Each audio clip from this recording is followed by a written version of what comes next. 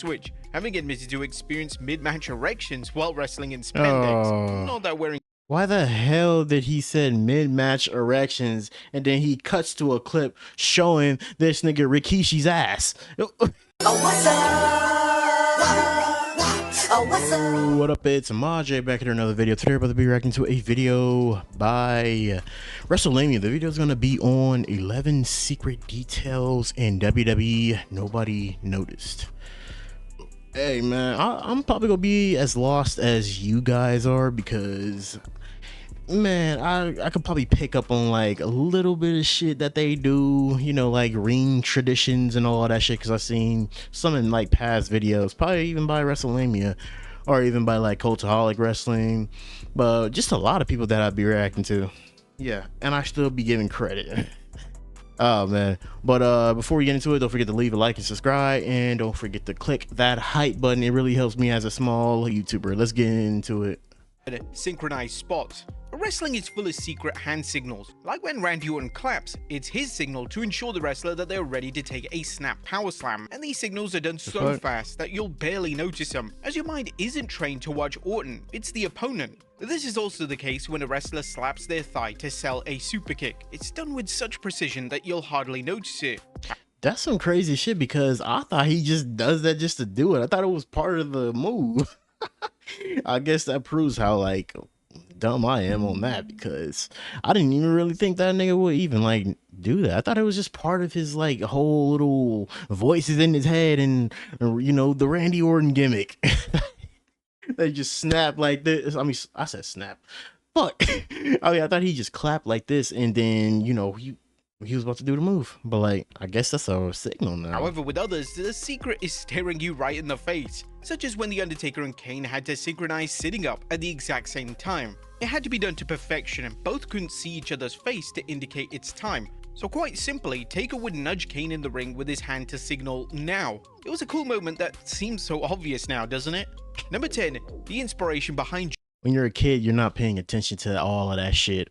Only when you're like a super wrestling nerd like me and like everybody else that's probably either going to watch this video or either curious about this video, or even some super fan that's online watching this shit, they will notice that. I noticed a ton of shit around WWE when I watch it back, but when I was a kid, no.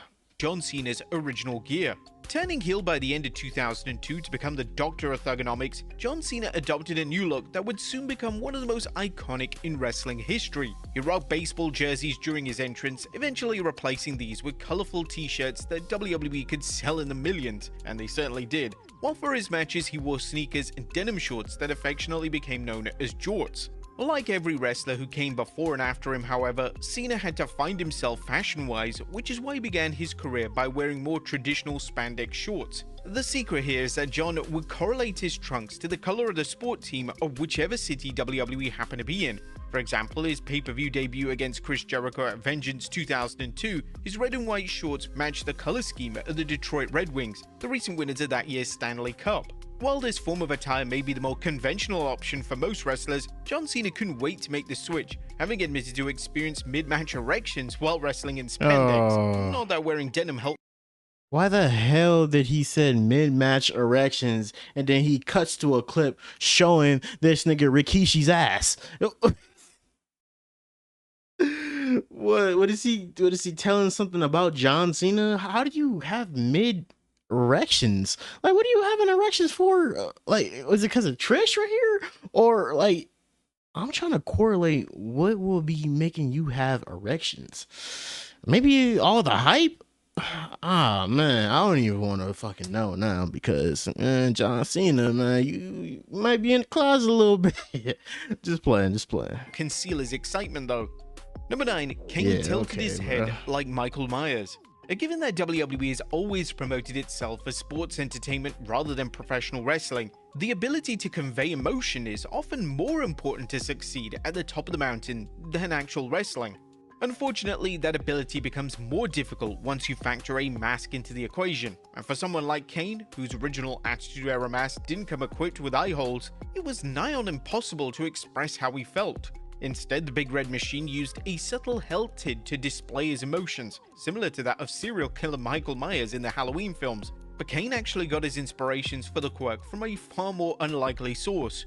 As he told Stone Cold Steve Austin on his Broken Skull Sessions podcast, it was Annie, that being Kane's dog, that spurred the mannerism. What? Yeah, I would over-accentuate everything because I realized since people couldn't see my face, I had to rely more on body language. But it all starts with your face, so I was doing more facials under the mask. But probably like with that, the head tilt, I learned that from my St. Bernard Annie. It was freaky. I remember Bruce Pritchard telling me that you got more out of that head tilt than you would doing a 20-minute promo. The thing is, again, he, the Undertaker, had the mystique, and no one quite knows what's going on inside Kane's head. And then you do the head tilt, and everybody's like, what does that mean? Good or bad? Generally, it meant somebody was about to get chokeslammed. Nonetheless, one day I was working with my dog, and I noticed that she would tilt her head this way or tilt her head that way, and I thought that was pretty cool. I tried it, and sure enough, the audience reacted. Now, the process of conveying his emotions to the WWE audience would get a lot easier when Kane would ditch the mask, and it was one of the biggest. Hey man, I would really thought he would just got that from Michael Myers. Maybe he wasn't like a big horror fan and watched that, because Michael Myers did that a lot when he was about to kill you some shit, or even when he conveyed something when he was staring at his kill. But like to get it from a dog, I mean, I don't know how I feel about that. It just doesn't make sense to me, low-key. But hey, do whatever you need to do to get your gimmick over. Reasons why Kane actually removed his mask in the first place. Number 8. Bianca Belair matches her lipstick to her ring gear.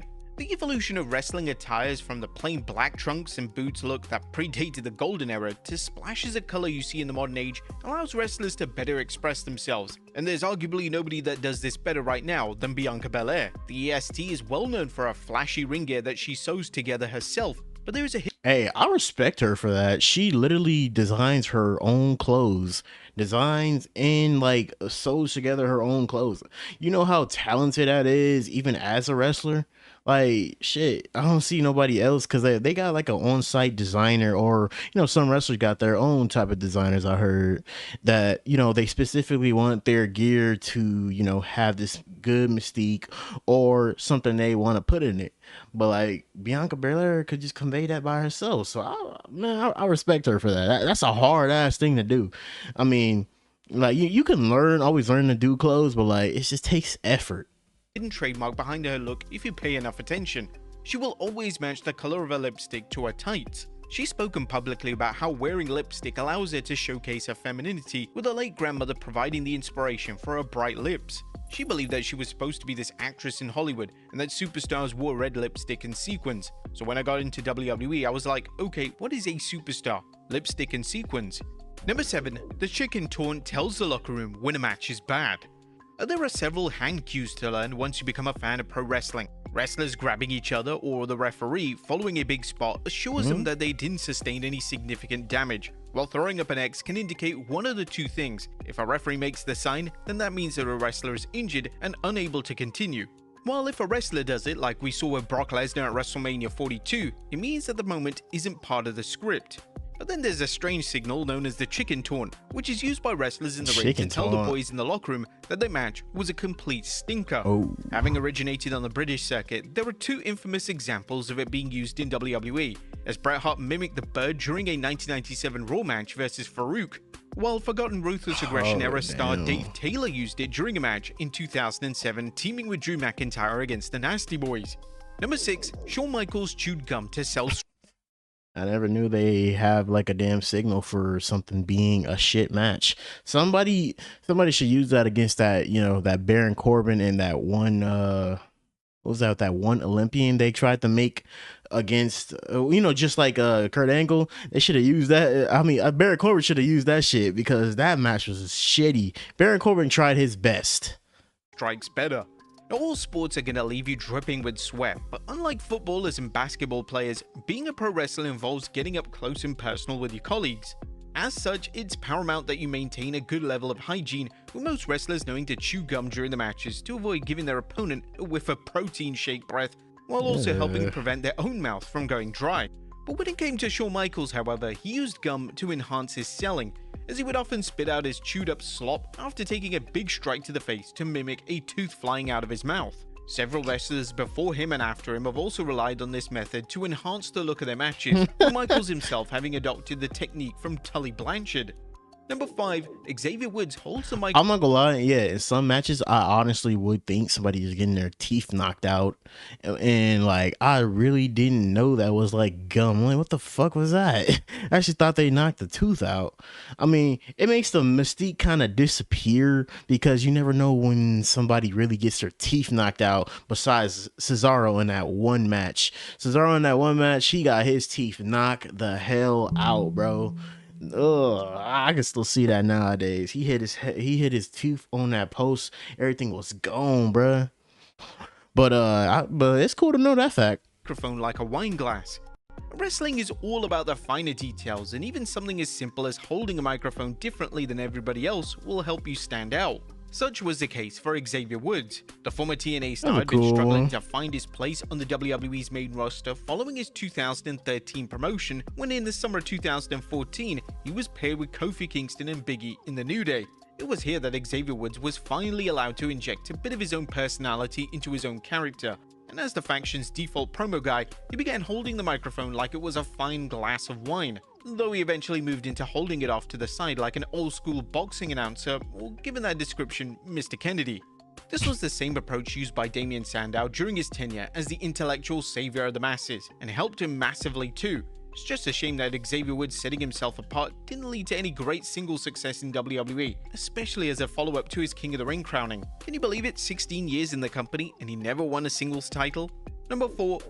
Low-key, yeah, that is a sham. It was cool the way he held his microphone, but like that is a sham. They gave Big E and they gave, like, you know, Kofi a chance, especially, but like they could at least toss the, you know, the US Championship, Intercontinental title, even a 24/7 title during that time.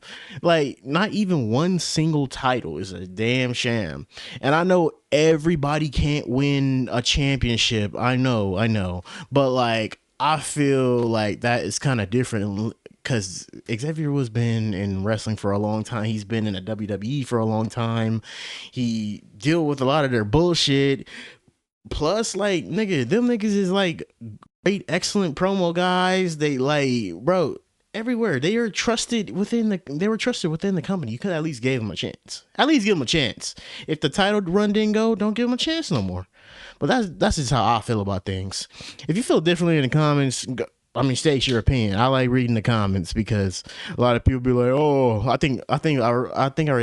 reacted to something." The promo, it was a promo reaction video, and it was the worst promos. And I said Roman's a god. I not even say Roman's a god. I said Roman's like really good now, and somebody was like, "Bro, I'm not following no more, bro. You said Roman's good." I was like, okay, bye.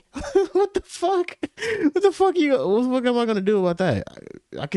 People are just gonna come around and like leave anyway. Roman Reigns still looks to his left. Going back to a point from earlier in our list, the ability to express emotion will always reap greater rewards in WWE than being the best wrestler in the world. And there's arguably nobody on the current roster that understands this better than Roman Reigns.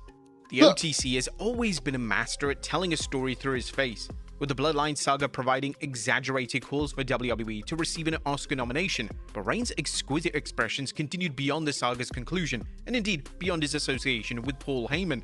Returning to WWE programming at SummerSlam 2024 sans Paul Heyman, Roman's subsequent appearances saw him constantly pausing at the ringside steps to look where his former wise man once stood, symbolizing his despair. This has continued even to this day, as Reigns once again paused to look for Heyman as he entered for his WrestleMania 42 main event against CM Punk. Number 3, wrestlers wipe. See, yeah, I will continue to give Roman props no matter what, nigga. He did his shit, bro. He did it. He did his respect. I say he did his respect. Fuck. Okay. Like he needs to get his respect, bro. Because coming off of like, you know, before 2020, Jesus Christ, shit was egregious. I think he deserves all the respect for, you know, even like improving everything, even like subtle little damn details. I think every wrestler deserves like, you know, improving everything, you know, subtle little details in their shit too. Not just Roman. I'm not dick riding. Calm down. But yeah, that whole little thing. I like the way every time somebody makes a return, bro, this nigga's face is like surprised every time. That's just great acting right there, bro. wiping their boots before they enter the ring. And although there wasn't and still isn't an official governing body for pro wrestling back in the day, wrestlers still had a strict list of rules that had to be obeyed, including shaking everybody's hand backstage, refraining from discussing money, and perhaps the most important order, buying a case of beer for the road. But also on this list, however, was a rule that many wrestlers still follow today: wiping your feet before entering the ring. In 2026, it's predominantly European grapplers who still wipe their feet on the ring apron, such as Gunther, and during an episode of the Steve Austin show, the Texas Rattlesnake explained why exactly it was imperative to dust your boots off before stepping between the ropes. It's a show of respect to the guy or gal you're about to wrestle, and showing respect for the people who are going to come after you and wrestle in that same ring. What you've done is trek from all of the dreadful bathrooms, through the showers, through the dressing room floors, down the way to the ring. Just beer, piss, germs like a mother effer. Everything you can think of is on the bottom of that boot. Another person who constantly used to do this was William Regal, and if you also notice in today's era, essentially that is really fucking nasty. Just imagine, like, you know, the Usos, they carry like a whole ton of like bacteria and all that shit on the white Air Forces, and a lot of shit gets stuck in white Air Forces. A lot of wrestlers don't wear traditional boots in wrestling nowadays. They be wearing like you know, Jordans and shit and all the regular shoes. So like imagine all of that coming off, but like that shit still gets stuck in the insoles though. Former women's tag champion Roxanne Perez does this. Number 2, the secret behind 2 supersized entrances. Now this is a 2-for-1 special here, as there are 2 super heavyweight WWE legends who have both had secret hand signals that they deliver during their entrance. First up is Rikishi, as the WWE Hall of Famer was known to rub his nose while walking to the ring, becoming a noticeable part of his entrance. Once he became a popular act during the Attitude Era, his nose rubbing was to actually let his wife and children know that he was thinking of them. Similarly, the Big Show could be seen gripping his wrist 3 times in succession during his entrance in WWE, which was used to tell his second wife, Bess, that he loved her. And number 1, Ric Flair can't bump on his back because of a plane crash. One of the first things that you learn at wrestling school is how to bump correctly and safely from a front, back, and somersault takeoff, with many wrestlers subsequently taking these skills and expanding on the idea. The squared circles, more gifted athletes may turn their body inside out after being hit by a forceful lariat, for example with the likes of Dolph Ziggler. Hey, Rikishi deserves some respect for that, bro. Jesus Christ. A 300-pound nigga, like, getting clothesline and getting flipped. Like, nigga, that's just amazing in itself. Contort their bodies in unimaginable angles to stand out from the pack. But the difference between those wrestlers and Ric Flair is that Flair didn't have a choice in changing how he bumps, more specifically, how he bumps on his back. Regular watchers of the Nature Boy will recall how he always landed more on his hip than he did on his spine when taking, for instance, a back body drop. That's because of some very real damage that was done to his back in the 70s. An October 1975 plane crash left Ric's back broken in 3 places, with a doctor informing him that he wouldn't wrestle again. Miraculously, of course, Flair defied all medical prognosis as he returned to action just after 3 months and went on to become one of the very best wrestlers of all time. But that's fucking crazy. I never knew Ric Flair was involved in a plane crash, bro. That's some like knowledge that I just like learned right now, man. See, this is why I like watching like WrestleMania and all these informative ass videos. Teach me more wrestling by the day and more wrestling knowledge by the day. Like, I'm glad bro survived all of that and became one of the best wrestlers to, you know, get in the ring. Not a lot of people could, you know, get back from that recovery. Breaking your back in 3 places, nigga. Jesus Christ, he must have worked hard as fuck to do that. That deserves some respect. But like, man, let me know what you guys think of this list and what secret really surprised you guys. The secret that really kind of, you know, surprised me is, you know, little hand signals, you know, them signaling, thinking about their significant other or their family. That's sweet, I guess. But yeah, go take a look at WrestleMania's original video if you guys want to go do that. And don't forget to leave a like and subscribe and click the hype button if you enjoyed my video and reaction to it. Let's get to 600 subs. We are on the road to it, man. He was the best guy around. What about the people he murdered? What murder?